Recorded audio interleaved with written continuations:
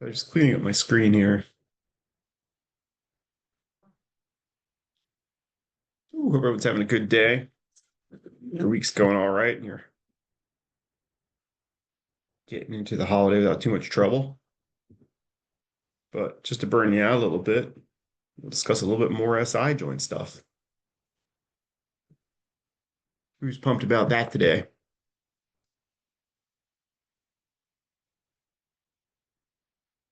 Good. I thought at least Austin would be pumped.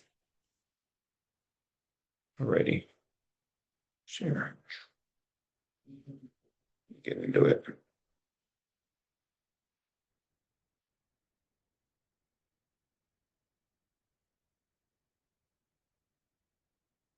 Or you should have received notes earlier today. What I did was I kind of went through Jim's presentations that are posted last week and up online, which is all Jim stuff is always very solid. It just comes from a very Jim kind of perspective, but it's in line with everything that's out there in research in a sense. So I pulled together notes on that. That's what I want to go over today.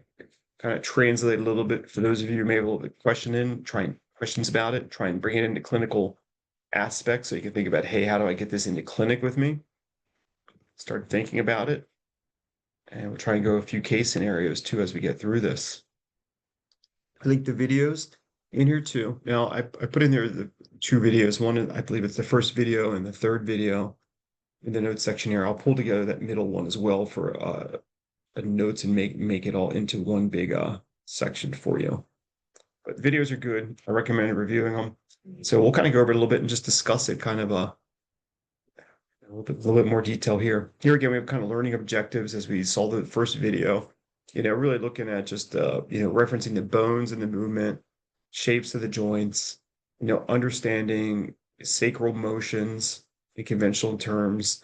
And then, just trying to kind of talk about those. We have the innominate or femur motions we have. We have the sacrum or the innominate motions that we deal with. So hopefully try and kind of give us a way to kind of get all this organized in your mind.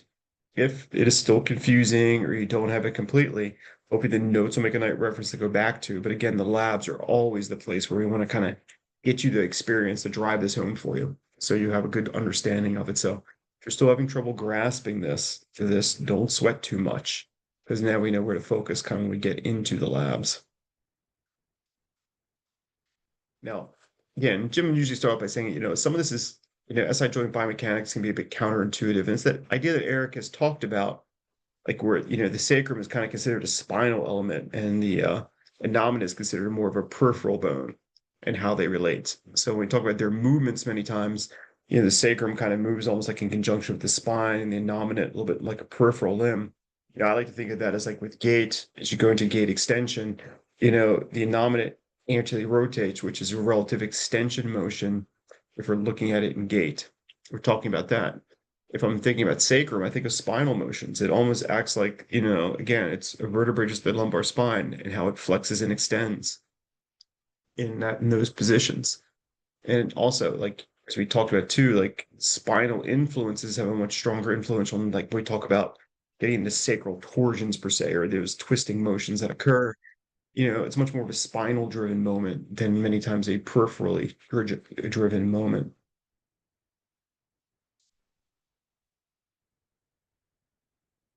When we look at sacral leg joint movements, we can really think about the traditional motions we have. It's going to be the sacrum and innominate. They kind of rotate in opposite directions. And that'll be what we talk about when we look at like sacral nutation and counter nutation is that motion of the sacrum within the innominates. A second here. I was looking for names to pick on.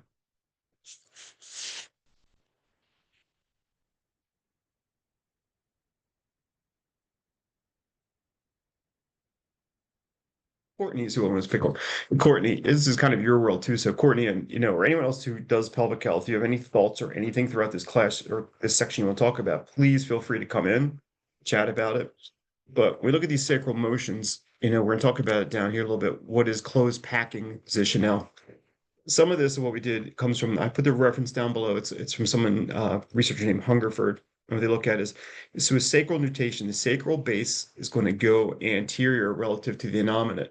So the sacral base, I always think of my hands, and this is kind of my sacrum. This is my innominate. Again, if the sacrum kind of is coming toward me, the innominate is coming relatively posterior, that is nutation. Counter nutation is where, if I think about the innominate going anterior or into extension, and the sacrum were to go posteriorly on it relatively, that would be counter nutation of the sacrum. Where I like to think of this is that the closed packed position or the stable position of the sacrum will be in end range nutation or in nutation. Generally, when we're doing every daily motions, I'd say I'm standing up in a normal kind of stable position. My sacrum is going to be slightly nutated within the innominants, which is going to kind of compress it and stabilize it.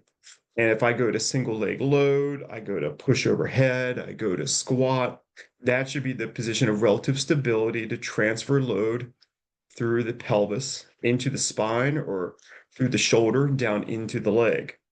If I get a position where I lose that nutation in one side or the other, and it goes into counter nutation, it's what Diane Lee and others will kind of commonly refer to, or you hear me say the word failed load transfer. It's you get this slipping moment, it'll change some of the ligamentous tension, the muscle recruitment patterns, and the ability to transfer load through the system. So as a general rule, we're going to think of, nutation as being kind of the normal resting position. Now, again, you'll see that as I do certain movements, whether it's a bit of rotation of my pelvis or forward flexion or backward flexion, I'm going to keep generally a relatively nutated position of the sacrum within the innominants. So there may be some twisting and some rotation of the innominants. The sacrum's relative position is one of nutation and stability versus a counter nutation as I do these different motions. Dave, I don't want to get us off topic, but I have a patient right now that can't maintain like a nutation moment. Mhm. And I've Yes. heard she's a dancer. I'm her third Mhm. therapist. Mhm. And she is so utterly painful and beat up. And I'm a little bit at a loss for treatment. Mhm. I just wanted to throw the bug out there. So, like, as we continue to like talk about that, if like some treatment ideas or like stabilization, even if it seems obvious, I'm just really, really struggling to treat her. And she's a 16-year-old. And because this has Mhm. been going on for so long, she's starting to get incontinent of bowel and bladder. Yeah. And they've done advanced imaging, making sure like no saddle signs or all of that. But it's a very tricky case. And I want this 16-year-old not to be having these issues.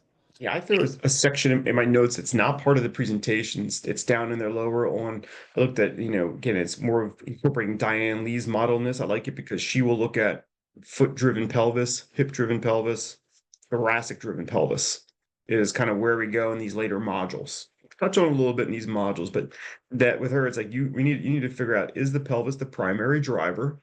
Or one of these things the primary driver? Always start with the pelvis and the hip because those will be the closest ones. But as you look at her being a dancer, certainly is it foot? Is it thorax? Her thoracic alignment. If she has a ring shift in her lower thorax, it can destabilize and change her pelvic floor firing tone. And if you correct the ring shift in the thoracic spine, it can change the tone in there. I think Courtney was talking about that last week or the week after, where she was starting to pick up on that she could change the thoracic ring shift. So with her, you're going to take what we talk about today and think local. But then I don't know if we'll get to it today because it's further down in my notes here. But I wanted to put it in there because that's where we're going. And just to kind of get it in your head. But that's where you're going to be looking a little bit too as you branch out. Because I can 100% guarantee the other people she's seeing probably did not look at it in that way. What's nice about that is, and hopefully, is they just didn't stumble on it, and you can find it in one of these other drivers. Lizzie, you want her to be able to have that anticipatory strategy for stabilizing her pelvis. Is kind of what I say. So like she should have that pre-activation pattern of the deep core. And so what I'm looking for is, why is that not happening? Yeah, where we're struggling is like she feels great dancing, but like you put her on a plinth and have her lay down and even like tried to like do that feed forward motor planning. One, she can't. Two, she like is crying in so much pain, even with like a TA activation. It is the most wild thing. The only time she's not in pain is when she's dancing, which is weird.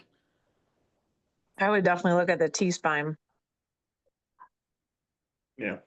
So she's, again, you're gonna be looking around in this too, because when she's dancing, what is it? She has it's, I don't know, be considered a central pattern generator, because it is a bit, it's not really kind of like a rote activity like that, but she has a program for stability. So it's all hands on deck. It's kind of like what Hodges saw with lumbar stability, is that when you put a high enough load on somebody, the muscle recruitment patterns return to normal. But if it's a low load, then your recruitment patterns are all over the place. So when she does something like this, she has a motor program that she can execute. It's in the other things where this is off. So she's having a low that's that concept of a failed load transfer. So that's what I want to see is like, as you palpate this, you're going to need to palpate when she's lying on the plinth, as she does these contractions. What is her static stability of the SI joint, and what is her dynamic stabilization mechanism? When she fires the multifidi, can she stabilize the sacral base? Piriformis, does that stabilize it? Or pelvic floor? She could be compressed because the pelvic floor is hypertonic and that's buggering her up. Or it could be that she can't activate the pelvic floor. So the inferior lateral angle will not be stabilized. So that's what I kind of went over it a little bit in the first course. There's videos of it in there as well, of just palpating those things. But I would have to know the lay of the land of what's going on with her first. And then I can kind of backwork from there, especially if he's lying down. But I wouldn't be surprised to look up in the thoracic spine. I'd be hoping for a hip because it's easier. I like easy. Ligament is form closure, and it's a good thing that form closure, is basically, it's going to be the articular structures. It's going to be your bony structures and your alignment, and how these work. And of course, because of form closure, interosseous, short posterior SI joint ligaments, they're going to tighten with nutation, drawing the PSIs is closer, and resisting the inferior shear of the sacrum. So your ligamentous system and these systems are what kind of stabilize the sacrum in place. Sacrotuberous ligament plus sacrospinous ligament, like these are also tension with nutation. Tension is augmented by the gluteus maximus, biceps femoris, piriformis. It'll be a fascial ligamentous structure. So many times I'm sure you've seen people who have irritation. Irritation is palpation of the sacrotuberous ligament is irritable.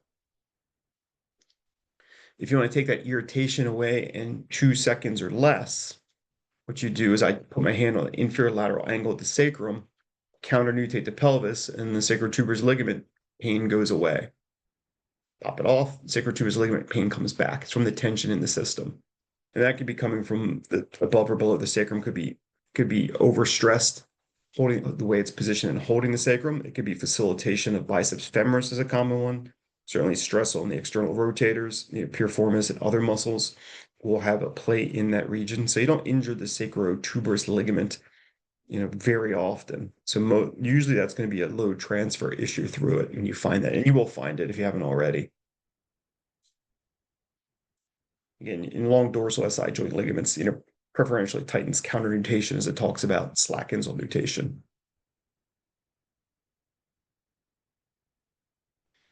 Force closure and fascial system, that's what we're really looking at. Like, let's think about Lizzie's patient. Everyone else has a patient to throw it out there, and I'll try and roll it into the discussion as we go through. So Courtney, if you have anybody or anything out there you see, just kind of throw it out there and we can discuss it, generally. But that was what I talked about, looking at the force closure mechanism and testing that, because I can do passive stability where I rock the innominate on the sacrum and think, just how much play do I have in this joint? Is this kind of like the other 1,000 people I felt? Is it a little bit more? Is it less? And if it is less, is it because it's restricted and articularly stuck? Is it ankylosed? Is it myofascially compressed? Is what I'm looking for if I do the passive mobility on a joint. And if I want to do the stability, the active stability of the joint, that's when I can have them contract for the sacrum. It's usually going to be sacral multifidi or external rotators, and then pelvic floor, to see if I do that. And I say this joint has a little bit of play in it. She's a few months postpartum. I think the neutral zone's expanded. I want to see if the muscular system can create force closure. And that's where, like with Lizzie, I'd have to know when her muscular system, what's the general neutral zone of the SI joint? What does her muscular system do when she does this? Does it have any influence at all? But again, then later on, you have to go and look at the muscular layers, probably you can do superficial palpation to start. But those are the muscles I would look at coordinating system and stability. Now, every muscle throughout the pelvis is going to create stability at this joint, gluteus maximus. You name a muscle. If I ask you name a muscle, and you're probably not wrong. Except for Paul. I would make him wrong. Remember, Paul, it's not about deserve.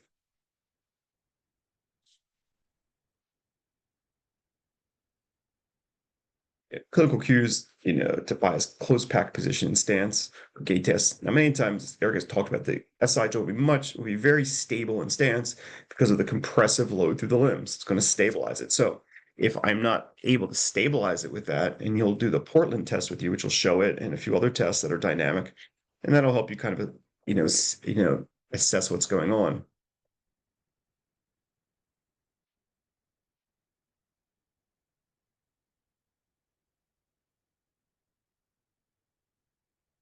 Now here you can just kind of read about your light abdominal set, the TA and pelvic floor, stabilizing this area.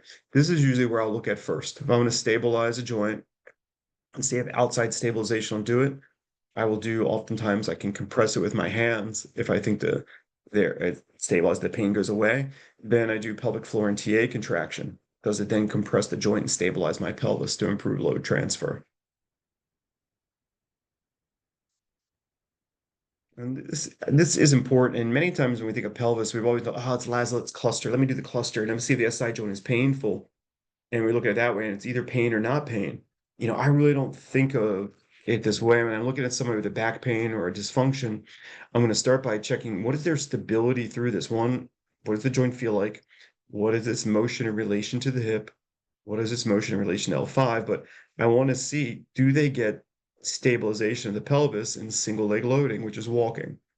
So this closed pack position and being able to stabilize the sacrum or the sacral leg joint in that nutation is super important to me in my standing assessment, because if I feel that they're losing control of this, you'll often see loss of hip control or lumbar control follow it.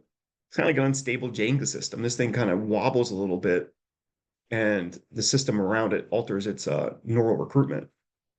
So I want a stable pelvis so I can transfer load again from the leg to the thorax, and then from the shoulder through the thorax and down through the pelvis and the leg.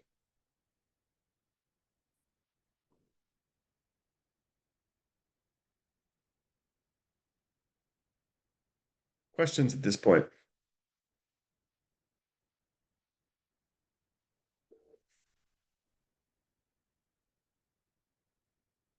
Good. All right. Simple convections, talking about Jim. Jim will talk about flexion and extension. Jim referred to flexion as, you think about anything moving toward the fetal position. Extension is anything moving away from it. As we get in there, he'll talk about how the ankle, where, dorsiflexion in that pattern is more than consistent with flexion, or plantar flexion is more consistent with extension. So, he loves the use of verbiage and language in there. So it's just a nice thing to understand, but a fetal position is a nice way to think about it. But again, we're going to kind of get a sense of what is our reference bone. Nominates. I always think of gates, and I think of gates. So when I'm in late phase, heel off, late phase gait, I know, okay, my hip is going in extension. The nominate is going to be going in anterior rotation, but that is also considered extension of the innominate. So in your mind, you have to start coupling, okay, anterior rotation is extension of the innominate, again, posterior rotation relative flexion of the innominate. Now that's the innominate bone. And again, it's different because let's say I'm in standing, and if I want to flex my hip, I can bend my knee up towards my chest and I flex the hip. Or if I anteriorly pelvic tilt my innominate, I'm flexing the hip. It's relative extension of the innominate, but it's flexion of the hip. And that's where that language can get just a wee bit confusing, of what the innominate is doing on the femur or what the innominate is doing relative on the SI joint as we get into it. So it's all going to make sense in your mind. And then at some point you'll scramble it a little bit and get confused and come back. So always think of, am I referring to, okay, what's happening at the iliofemoral joint, or am I referring to the motion at the SI joint and what the innominate is doing in a relative motion? Now, when we do go into that relative anterior rotation extension, there the relative for many like Hungerford and Lee and Fleming, where they see it is that the sacrum stays relatively nutated. It's going in that way, but it's not that I have the innominate going into counter nutation on the sacrum in that late phase of stance.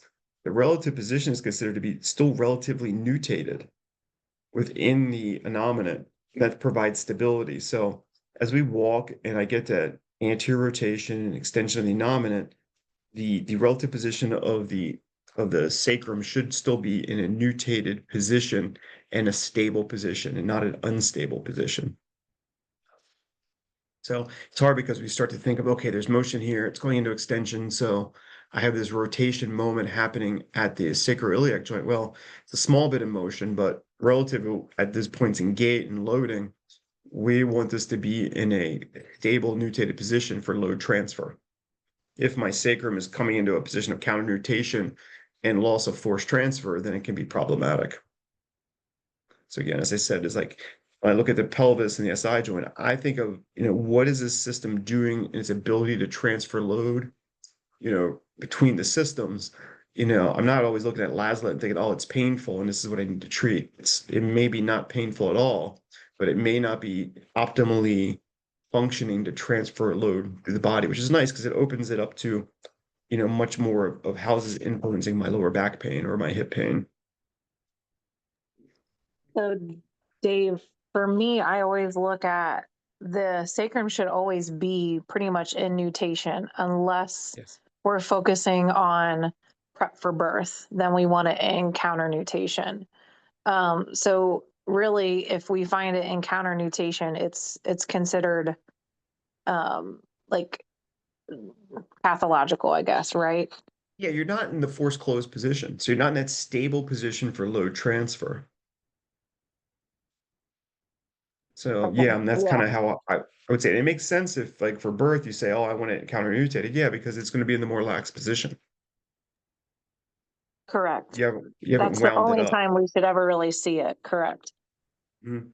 Yeah, many times it can be a lot of your pain with sitting can be this dysfunction where it should stay relatively nutated in sitting. They go to sit down and they lose that rotation. And after sitting for 30 or 40 minutes, starts to burn, they get a burning, aching back pain that slowly gets worse because you're kind of stressing out some of those ligaments at the end range or range that are not optimal. So you get that process of hysteresis.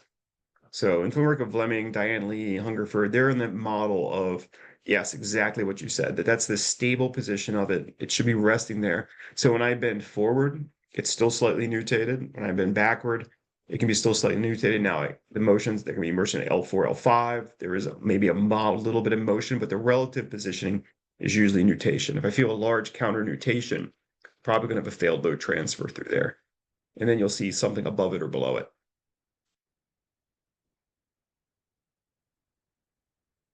Again, interesting for stability with this is that the sacral articular surface is hyaline cartilage and the iliac surface is fibrocartilage.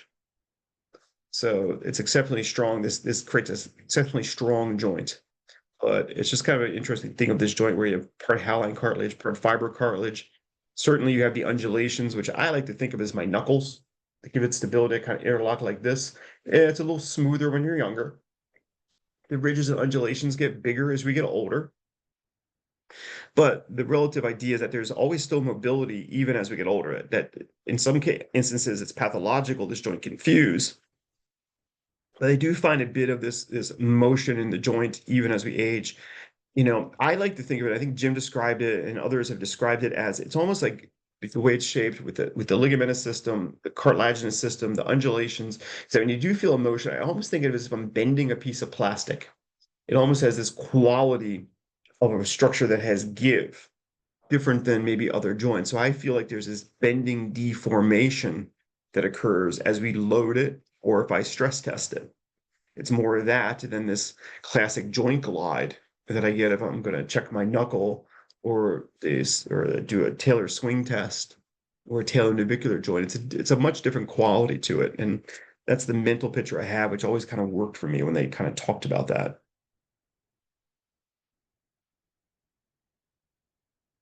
And again, here, we'll talk about motions that mechanism of action. Compression across this joint allows for this micro deformation of the fiber cartilage.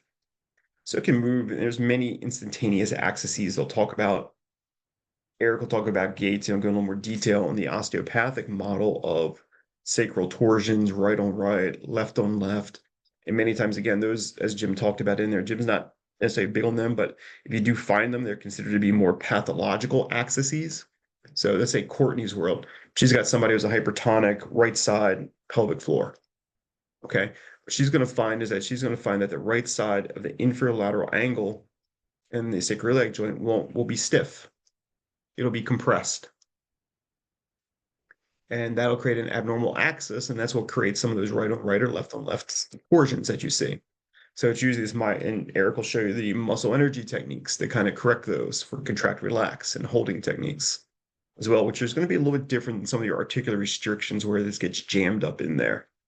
I think with that, you're looking at, your scoliosis patients, your patients who had a twisting injury, whether in sports or otherwise, or again, some of a leg dysfunction. Maybe they injured themselves and they create a functional leg length discrepancy that is a compensation. And that buggers up the system coming up. But that's usually more probably even still an innominate rotation versus a sacral twist.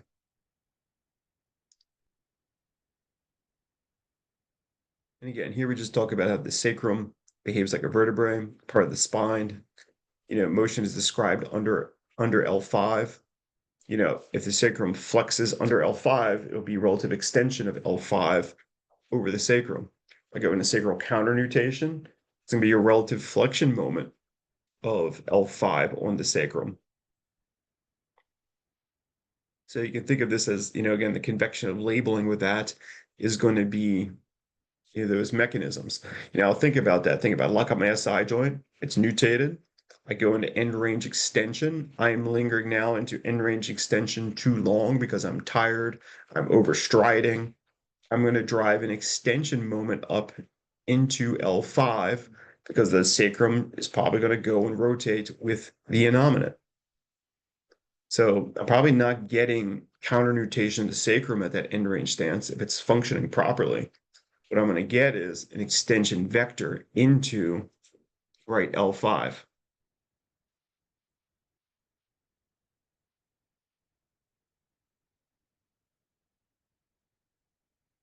And here we talk about the convections of the innominate behaves like a peripheral bone, anterior rotation of the innominate is extension, which is away from the fetal position. Posterior rotation of the innominate is flexion in the fetal position.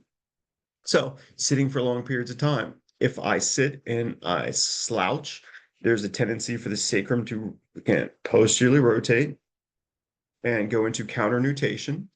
And again, now all of a sudden I lose that form and that proper force closure mechanism. So I put more stress on those ligaments. I also, because it's going backward into counternutation, flex L5 from below, which again creates the interdiscal pressures posteriorly in the posterior annulus of that segment. So we could have lumbar pain, or it could be, okay, this person's sitting for a while and they come out with SI joint pain after this period of time. The mechanism could be just because they're in that counter-nutated, unlocked position for a period of time, and you'll see that happen in individuals. So sometimes I'll have to kind of palpate the system, the SI joint and the motion, and palpate it as they sit. See, hey, they're okay when they're standing. But when they go to the sitting position, this system unlocks and changes things. So if you're looking at someone with a sitting dysfunction, that would be something that I would probably end up looking at. If it's a lower back, SI joint, I'd look to see what this system is doing. The good news is you have to wait the lab to do it. So here is, just a basic convection, just looking at, okay, what is going on with the bone? What is the motion at these segments of what we may see? And here we're talking about motions here. Though we talk about sacrum counternutation with these things, I think really what you're seeing is basically it's happening as a relative moment, but it stays, if it's loaded, it's staying relatively, in a position of nutation, even though the motion of it is in counter nutation. It's not going into full counter nutation. So if we look at sacral posterior rotation, if the sacrum is rotating posteriorly on the innominate, it is sacral extension and counter nutation. But it would be SI joint extension. But commonly what happens is if I go back into posterior rotation, the sacrum should stay relatively nutated as I do that in an optimally loading system.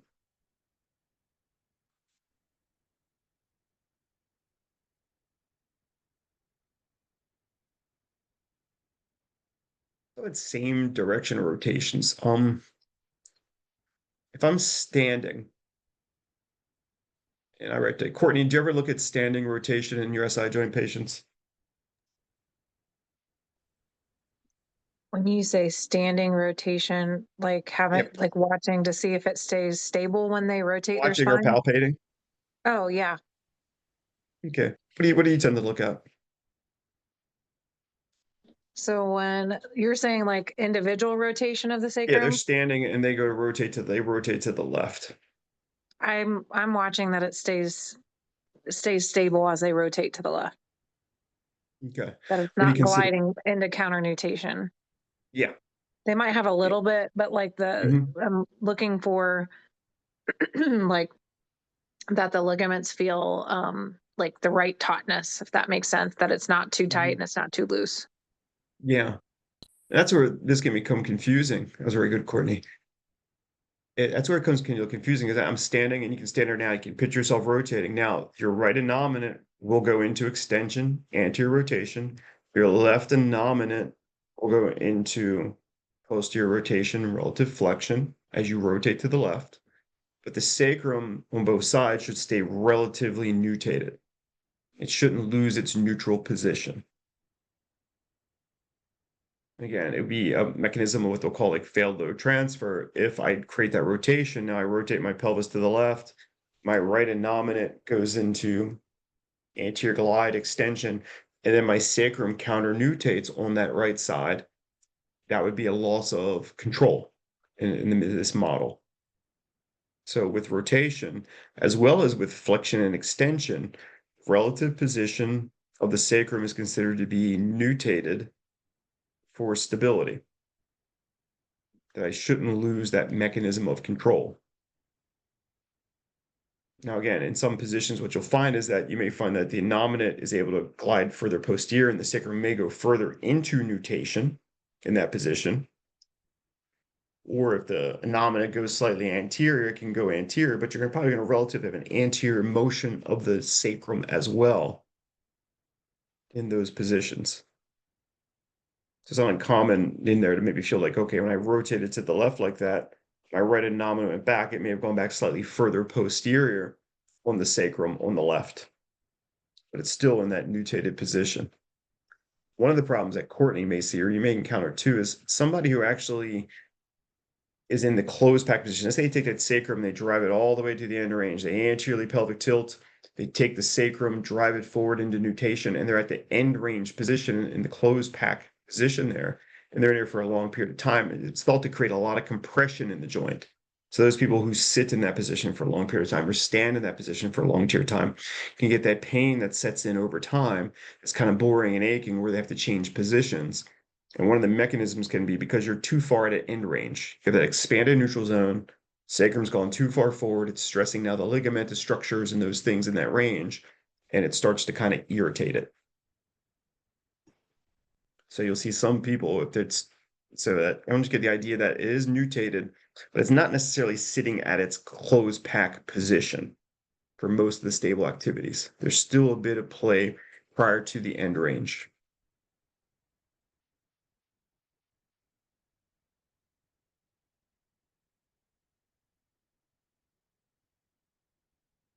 So here we'll talk about just a seated twisting test, which is kind of similar to standing twisted test, maybe a little different because you don't have the ankle and the hip involved in it.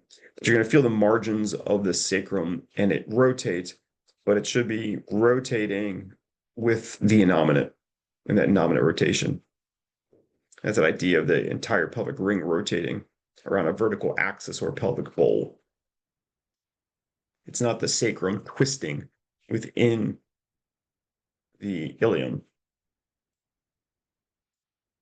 Again, we're talking about the osteopathic descriptions will be about oblique axis, again, we're talking about this could be most useful with the unilateral mobility restriction, which forces the pivot motion. He'll talk about it in gait. In osteopathic terms, he looked at this pivoting within gait.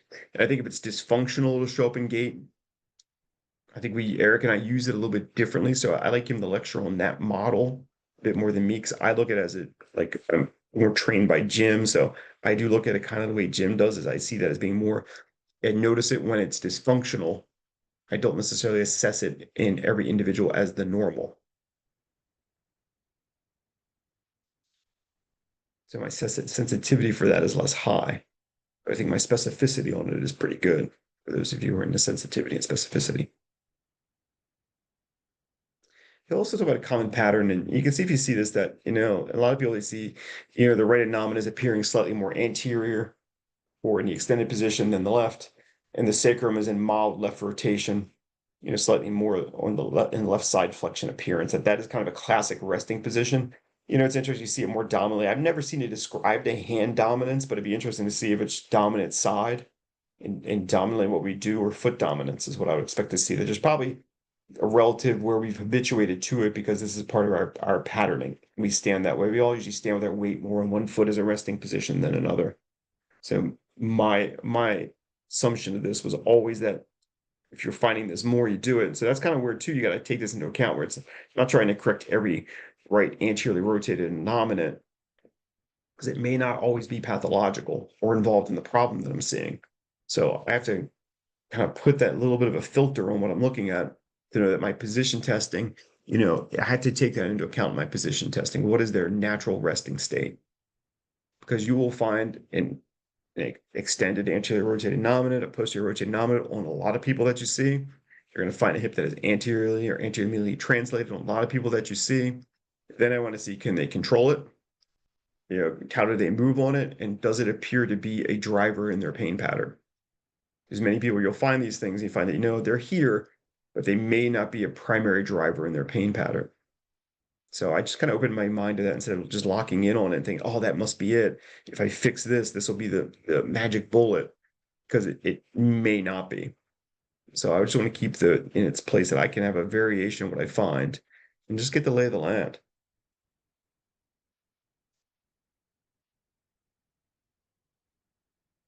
Again, here it talks more about if you have an SI joint that is hypermobile, you're going to get asymmetric motions where it's going to move well on one side. It's not going to move well on the other side, like the infralateral ankle example with a hypertonic pelvic floor, laterally, and it's going to create this pivot, and it's going to move on the oblique axis. And that's where they'll talk about that tipping motion of, sure you've heard of the right on right and left on left sacral torsions. The terminology has fallen out a little bit, but I think it's still relevant to understand it, because there's always value in all those things, even if they aren't truly kind of accepted as a model. You'll find that one person where, hey, when I follow this pathway, this is the pathway that person needed. Though it may not be the pathway that I have to use on 80% of my patients. But on a few of those patients, like, this is the pathway I need to go down, because for now, it's becoming more like pattern recognition. But for you guys, it'll just be more of a process of hypothetical deduction. Again, here it's think about, the name of the motion, the motion of the bone that you're moving. So for an example, okay, right anterior nominate rotation, I always associate that with extension.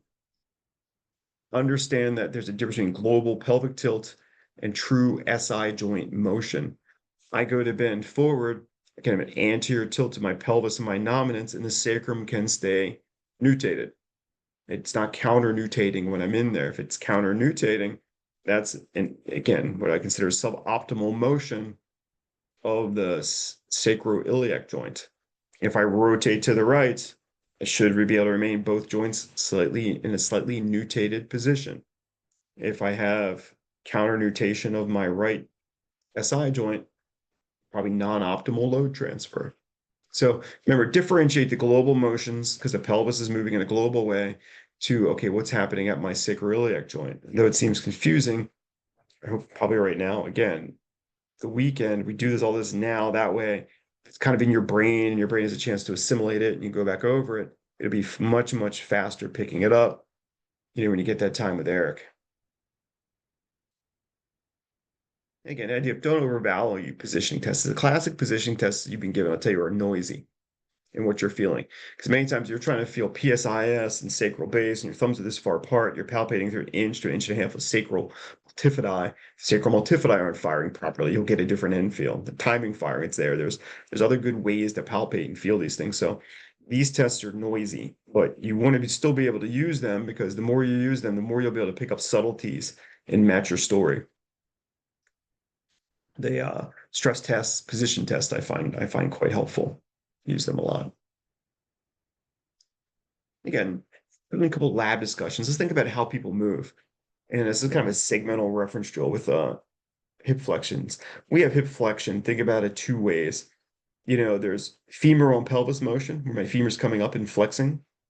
And then there's pelvic on femur. The two ways to flex it.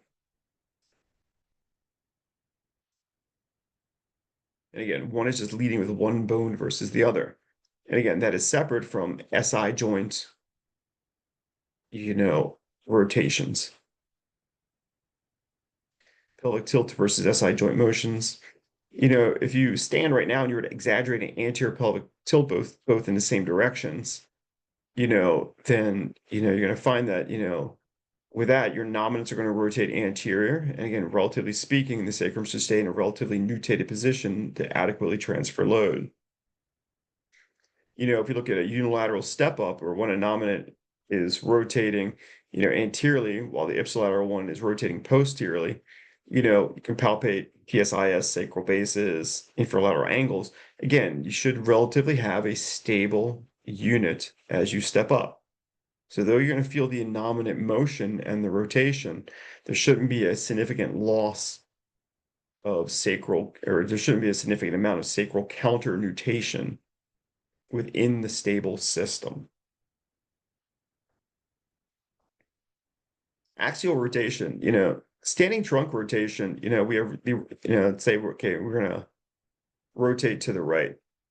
The right innominate is going to posteriorly rotate or flex. The left innominate is going to anteriorly rotate. And the sacrum remains relatively nutated within the system. But now let's think about this. What if my right hip has lost its posteriorly glide, or loss of internal rotation? I have an anteriorly subluxed hip, or anterior hip glide. So now all of a sudden it's cutting short my pelvic rotation.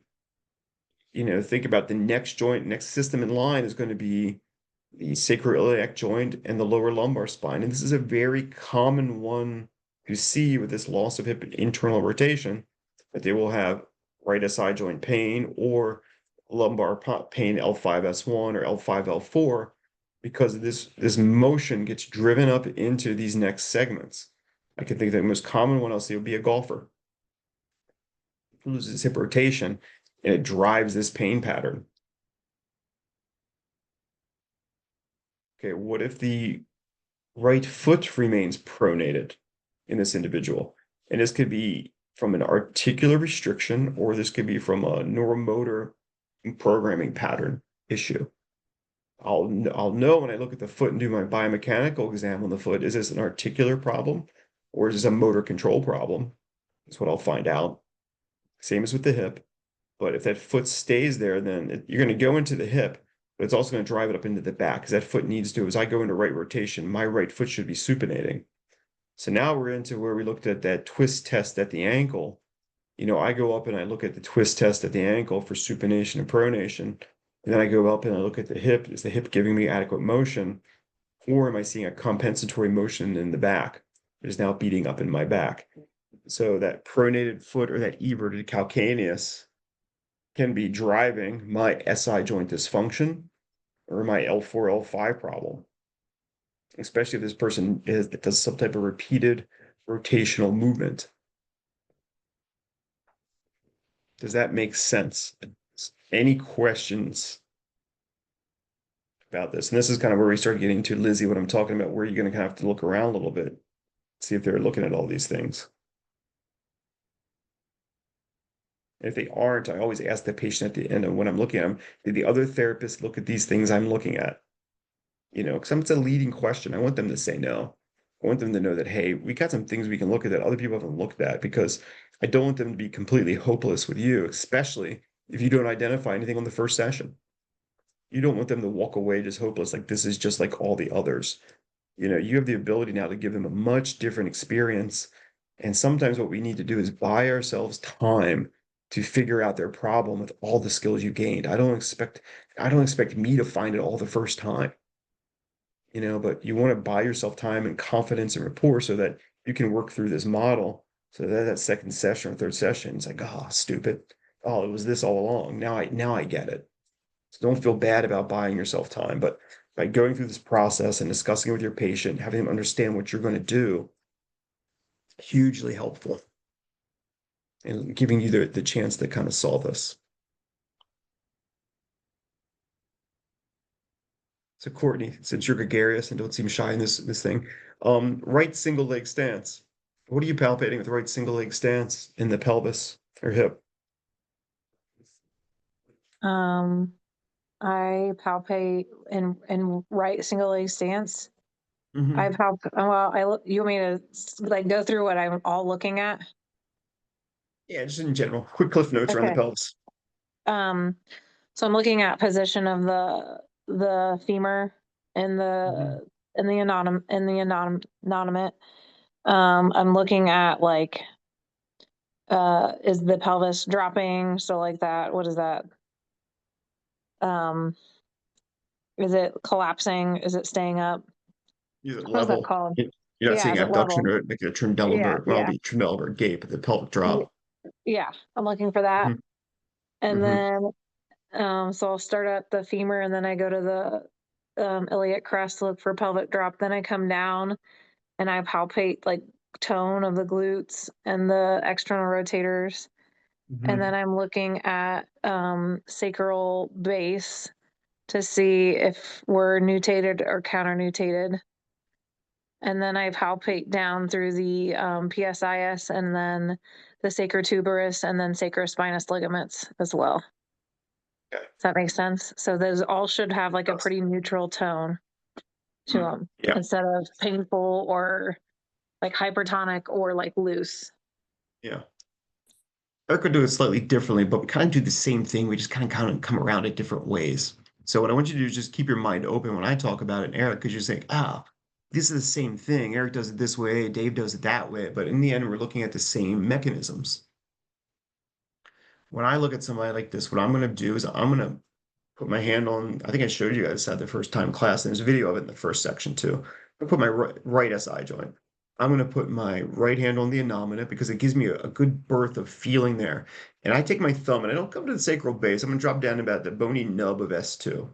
And right about the inferior lateral angle in the middle. Because what happens is when I have them shift their weight to their right leg, I can feel the motion because it's going to be bigger. If both my hands are right on the sacral base and the sacrum, I'm trying to feel something very small through multifid muscles. So my hand on the innominate, what I can feel is that if I feel that innominate go forward quickly and the sacrum stay in place, I know I've counter-nutated. Or at my thumb, I feel my innominate stays the same and I feel my thumb dip down. I know that okay, the sacrum has counter-nutated. I've lost force closure when I shift my weight to my right leg. So I'm going to look for that, and that'll show me, okay, I got maybe a load transfer issue here at the SI joint because I'm going to feel that lose its thing. When it happens in the normal person, I should feel absolutely nothing. Should stay kind of locked. It may move a little bit. There shouldn't be any excessive, lateral. I'll look for lateral deviations. Does your trunk deviate over too far? Do I feel something? Sometimes you'll feel a little bit of loss of control. That'll stay nutated because then I'll have to look at the hip. Let's say I look at that sacrum unlocks. I feel like, yeah, like the innominate goes forward and they lose it. Next, what I want to do is I want to see, can the hip remain centered? We've gone over that in the first module. Eric has done it. Eric's going to do a lot more of it coming up in this weekend. So I'll put my left hand on the right innominate, and I'm going to grab the greater trochanter and palpate. Eric's going to teach you to palpate it from the front. I'll grab it from the side, or I'll palpate it in the front. And as they transfer their weight to their right leg, I'm going to see what should happen there is absolutely nothing again. trochanter should stay right in the middle of the acetabulum. So it should stay right in the middle. If I feel my greater trochanter rotate forward and lose control and go into internal rotation or go in that motion, then I know that okay, they're losing hip control as they load transfer to their hip. And then I look at the timing. Did the hip happen and then the SI joint occur? Or did the SI joint happen first and then the hip go? So I will look at the timing of those two mechanisms and see, is this a hip-driven loss of SI joint? So I know then most likely if I correct the hip, then I'll sort out the SI joint. But if the SI joint goes first and then the hip, then I'm thinking, okay, are they losing the hip because of it? So I'll play those two off of each other as we do that. Now, another thing I'll noted when I palpated the hip and the innominate is my back thumb is going to be on the external rotator tendons. And what you're going to find oftentimes there is a bit of a divot. I feel that divot, it's because I have hypertonicity in my external rotator. So the one butt will have one butt cheek will have a little divot in it. The other one will just be a little bit more uniform. It's usually hypertonicity in there. And that's what Courtney was talking about palpating for, is that increased tone. An increased tone is common with an anteriorly translated or medially rotated hip where it glides forward and it's sitting in, instead of that hip sitting in kind of the center of the acetabulum, it's sitting forward. So those external rotators will be under tension and they'll be slightly hypertonic. And again, they're going to have interplay with pelvic floor, SI joint. So that's not an uncommon thing to find there in their position. And oftentimes when you see that, you'll see that that greater trochanter is going to be way out, or be a bit out in front of the malleolus. So that whole pelvic wing is translated forward. It can be just sitting forward and symmetric, or it could be left rotated. It's not uncommon. So it's common to see in this individual, the anterior hip, that the innominate goes forward and it's in a left rotation. That's a very common pattern that we'll see. So I'm playing off hip, off the SI joint.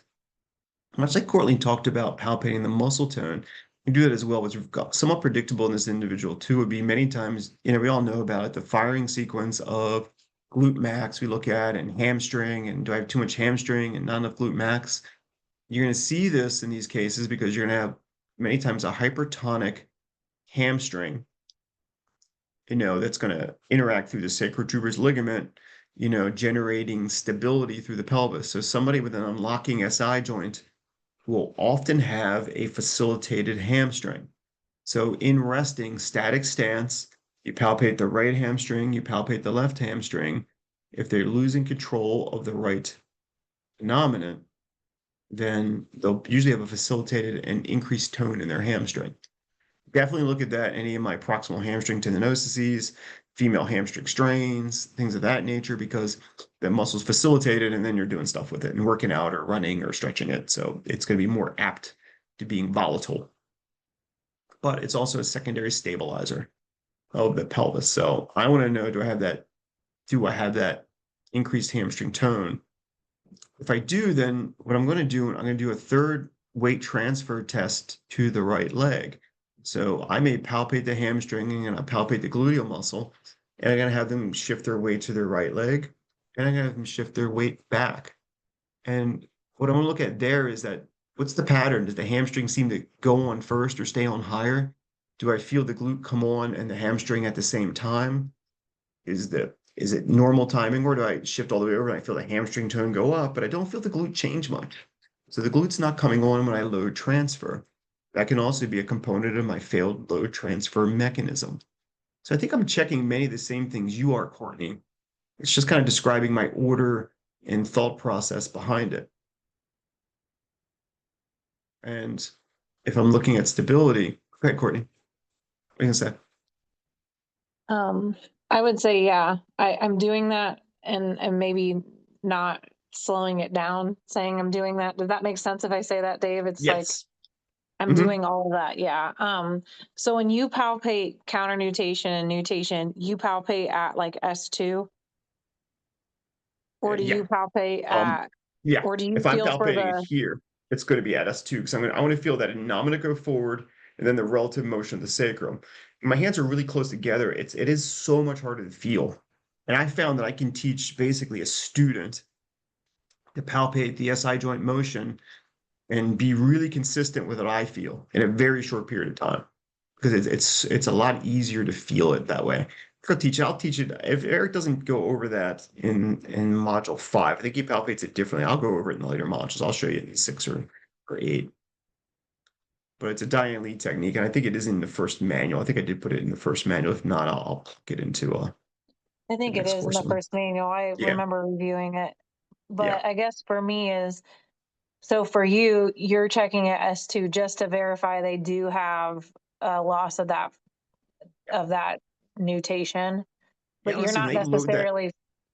you're not Good. necessarily feeling um like I'll do it like on the ligaments to see if Yeah, um because then I get more information. Does that make sense? Like as far as like a pain generator goes.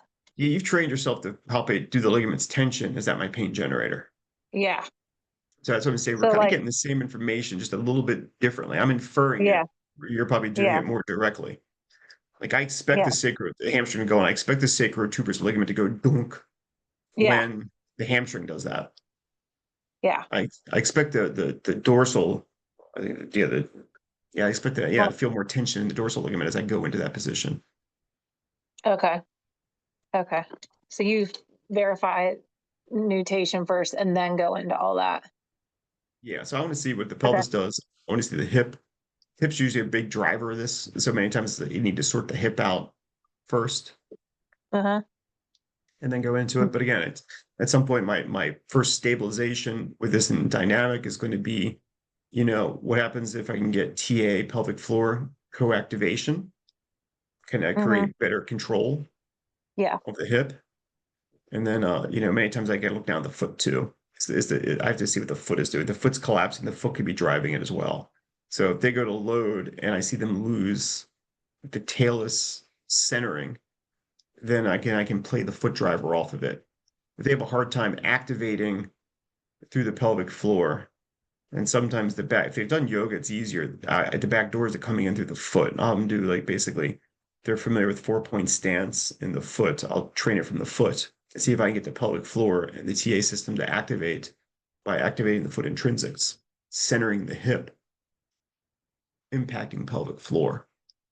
So that's why Lizzie, you could be playing down on the foot with this patient. But if she's not having weight bearing pain, then it's probably, you have to look at whether there's a meaningful task.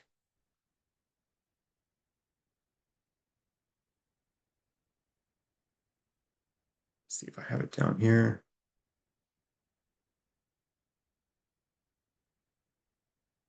You're out of time. Hopefully all your eyes aren't glazed over and you're not drooling on your computer. Okay, here, let's see what page I'm on. Okay, sacroiliac joint biomechanical model. You know, Diane Lee, Leonard Joy Lee, good stuff. They'll add in a bit of a ring. So Lizzie, this is not a bad place to kind of go and let your mind burn a little bit down in here. They will talk about this load transfer model, and they're basically going to go all the way up to the cranium with it, which we won't be doing that until near probably module 8. But this is a good place to kind of go through and talk about what Courtney was talking about is looking at the thoracic spine, pelvic gait, and the foot. She'll kind of, this is going to be a quick view. I put this in here as a bit of a kind of a looking at where we're going with this and what we can look at. But this may not be bad things to play with down here in these pages. I'm not sure that I can't see my page, just the way my screen thing is up here. Okay, it looks like starting around page 16 in the notes. Put in there just a little bit of extra stuff. Not a bad place to play around with, Lizzie. You are smart enough and have enough information now to do that. That's So you perfect. can Thank take you. you can take a look at some of these code drivers and just let me know if you find anything. It'd be interesting to talk about later. Yeah, absolutely. Good. Dave, I have a quick question. So going back to the biomechanics, Mhm. does anything really change too much if someone has an L6, or are they the same? Because L6 isn't it technically just S1 never fused? Yeah, they're gonna have all kinds of problems in a sense because it's usually a pretty junky disc that's in between there. So stabilizing it. Yeah, I think it's like you'll get a little bit more all bets are off. I would follow the same conventions of stability and what I want, but they're always going to be a little bit off. So it's kind of like here are general rules of thumb, And then when you get these variations, it's like, okay, let me feel my way around and see what patterns do I have. So I think it is a bit off. I do see people regularly, not tons, but I'll see a couple people a year with this. And it's really kind of the neutral conventions to get them to. I'll use the same principles of stability to try and stabilize that segment. So make So, sure that, then, sorry, I have a specific case currently that I'm having issues with. She's kind of all over with neural tension, but on imaging, her L6 has sacralized on one side, but it's lumbarization or lumbarized on the other. yeah, that's not uncommon. And so I'm struggling to find ways to improve mobility, but then again, get some stability because she's having so much neural tension. Mhm. Do you have any ideas of what I should look at? I've been looking at thoracic, trying to improve extension because poor posture as a eighth grader and just sitting but she can't physically play her sport basketball because the neural tension just increases so much that her hamstrings become so tight that she just has constant pain. You have video of her playing basketball. I do not. Get video of her playing basketball first. Okay. Because I like to look at what they're doing and moving. Is there anything in there I can change? Because that's her primary driver and the primary thing she loves. One, it'll buy you time, but two, what is her movement patterns? Is she using a lumbar strategy when she could be using a hip strategy? What does her rotation look like? What does her footwork look like? Because if it is, it's just an abnormal rotary segment, and she's driving into this segment which isn't taking it well, then her footwork will matter. Opening up her foot more will do it. And so I would get, if her parents have video and she's still playing, I would get video of that to see, one, can I look at in there to see what can I change in there? Because that'll also give you and guide you in what movement patterns you want to work on in PT. Okay. I Now, find it, you don't need to know a ton about it. You just need to know what's going to drive rotation or excessive flexion extension into that, or is it compression? okay. Now, I've struggled with her as well because I've tried doing mobilizations in the lumbar spine and stability work, and it didn't change anything with the neurodynamic tension. But Yeah. as I go up higher, like thoracic, a quick Yes. manip will do a Mhm. neural reset, but then cervical traction and well, specifically cervical traction takes away all her neural tension. Mhm.